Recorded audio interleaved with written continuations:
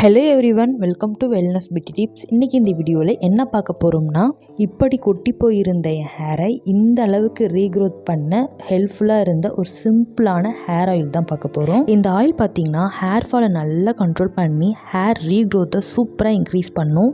அதுவும் நம்ம வீட்டில் உள்ள பொருட்கள் தான், ரொம்ப எஃபெக்டிவான இன்க்ரீடியன்ஸ் தான் ஆட் பண்ணியிருக்கோம். ஹேர் ஃபால் ரொம்ப அதிகமாக இருக்குதுன்னு நினைக்கிறவங்க, ஹேர் ரீக்ரோத்தே இல்லைன்னு நினைக்கிறவங்க கண்டிப்பாக இந்த ஹேர் ஆயிலை ட்ரை பண்ணுங்கள். நல்ல ரிசல்ட் கிடைக்கும். இப்போது அது என்ன ஹேர் ஆயில்னு பார்ப்போமா? அதுக்கு முன்னாடி நம்ம சேனல் நீங்கள் இப்போ தான் ஃபர்ஸ்ட் டைம் பார்க்குறீங்கன்னா ப்ளீஸ் மறக்காமல் சப்ஸ்கிரைப் பண்ணிக்கோங்க. பக்கத்தில் உள்ள பெல் பட்டனை கிளிக் பண்ணி ஆல் கொடுத்துக்கோங்க. அப்போ நான் போடுற வீடியோ உங்களுக்கு உடனே நோட்டிஃபிகேஷன் வரும். இப்போ வாங்க வீடியோக்குள்ளே போகலாம்.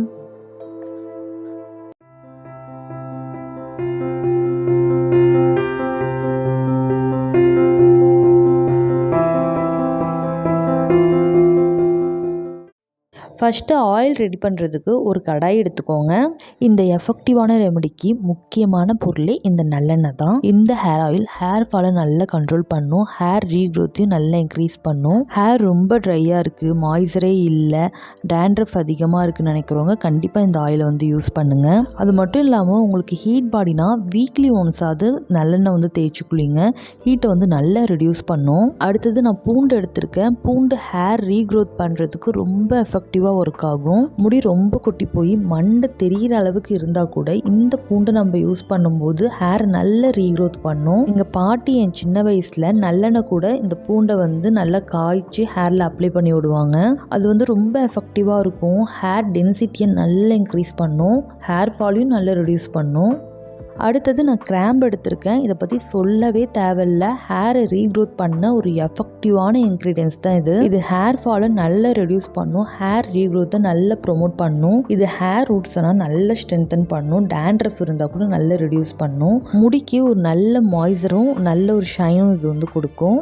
அடுத்தது நான் வேப்பிலை எடுத்திருக்கேன். இதுவும் ஹேர் ஃபாலை நல்லா ரெடியூஸ் பண்ணி ஹேர் ரீக்ரோத்தை நல்லா இன்க்ரீஸ் பண்ணும். டேண்ட்ரஃப் இருக்குது, பெயின் தொல்லை இருக்குது, தலை ரொம்ப அரிச்சுக்கிட்டே இருக்குன்னா கண்டிப்பாக இந்த வேப்பிலையை ஆட் பண்ணிக்கோங்க.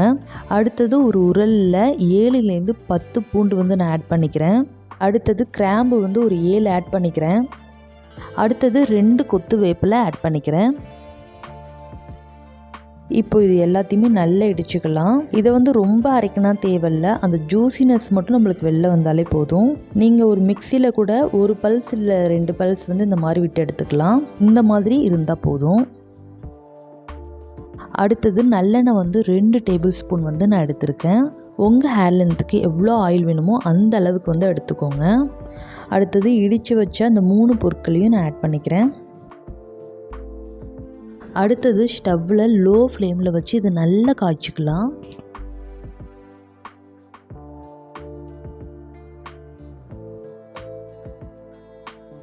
கரெக்டாக இந்த அளவுக்கு வந்தால் போதும். நல்ல ஒரு டார்க் ப்ரௌனாக, ரொம்ப கருக விட்டுறாதீங்க. ஆயிலில் ஒரு எஃபெக்ட்டுமே இல்லாமல் போயிடும். பக்குவமாக காய்ச்சி எடுத்துக்கோங்க. அடுத்தது இதை ஃபில்டர் பண்ணிக்கலாம். ஃபில்டர் பண்ணும்போது லைட்டாக ஒரு ஹீட்டில் இருக்கணும். அவ்வளோதான், நம்ம வீட்டில் உள்ள பொருட்களை வச்சு சிம்பிளாக எஃபெக்டிவான ஒரு ரீக்ரோத் ஹேர் ஆயில் ரெடி பண்ணியாச்சு. இப்போது இந்த ஆயிலை எப்படி யூஸ் பண்ணுறதுன்னு பார்ப்போமா? முக்கியமாக இந்த ஆயிலை ஹேரில் அப்ளை பண்ணுறதுக்கு முடி நல்லா சிக்கு சீவிக்கோங்க. அப்போ தான் ஹேர் ஃபால் ரொம்ப அதிகமாக இருக்காது. இந்த ஆயில் மட்டும் இல்லை, நீங்கள் எந்த ஆயில் அப்ளை பண்ணால் கூட அப்ளை பண்ணுறதுக்கு முன்னாடி நல்லா சிக்கு எடுத்துருங்க. அது மட்டும் இல்லை, அப்ளை பண்ணதுக்கப்புறம் சீப்பு வச்சு ரொம்ப அழுத்தம் கொடுத்தும் சீவாதீங்க. அதுவும் ஹேர் ஃபாலை ரொம்ப அதிகப்படுத்தும்.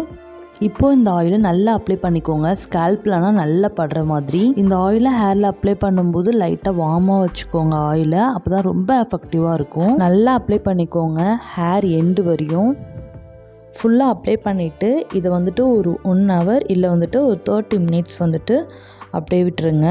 அதுக்கப்புறம் ஒரு ஷாம்பு இல்லை ஒரு சீயக்காய் வச்சு ஹேர் வாஷ் பண்ணிவிடுங்க. இதை ஒரு 7 days ஒன்ஸ் அப்ளை பண்ணுங்கள். நல்ல ஒரு எஃபெக்டிவான ரிசல்ட் கிடைக்கும். ஹேர் ஃபால் நல்லா ரெடியூஸ் ஆகும். முடி கொட்டின இடத்துலனா ஹேர் நல்ல ரீக்ரோத் ஆகும். முடி நல்ல சாஃப்டாகவும் நல்ல அடர்த்தியாகவும் இருக்கும். நம்ம உடம்புக்கும் ரொம்ப குளிர்ச்சி. கண்டிப்பாக இந்த சிம்பிள் ரெமடியை ட்ரை பண்ணுங்கள். ரொம்பவே எஃபெக்டிவான ரிசல்ட் கிடைக்கும். அது மட்டும் இல்லை, நான் எப்போதும் சொல்கிற மாதிரி இது கூட நல்ல ஒரு ஹெல்த்தியான ஃபுட்டும் ஆட் பண்ணிக்கோங்க. அப்போ தான் நல்ல சூப்பரான ரிசல்ட் வந்து கிடைக்கும். என்ன தான் நம்ம ஹேரில் எஃபெக்டிவாக அப்ளை பண்ணாலும் இன்டேக்கும் ரொம்ப முக்கியம். அப்போ தான் ஹேர் க்ரோத் வந்து ரொம்ப ரொம்ப நல்லாயிருக்கும். அந்த ரூட்ஸ்னால் ரொம்ப ஸ்ட்ரென்தன் ஆகும். என்னென்ன ஃபுட்னால் சாப்பிட்லான்னு ஆல்ரெடி வீடியோ போட்டிருக்கேன், மறக்காமல் செக் பண்ணி பாருங்கள்.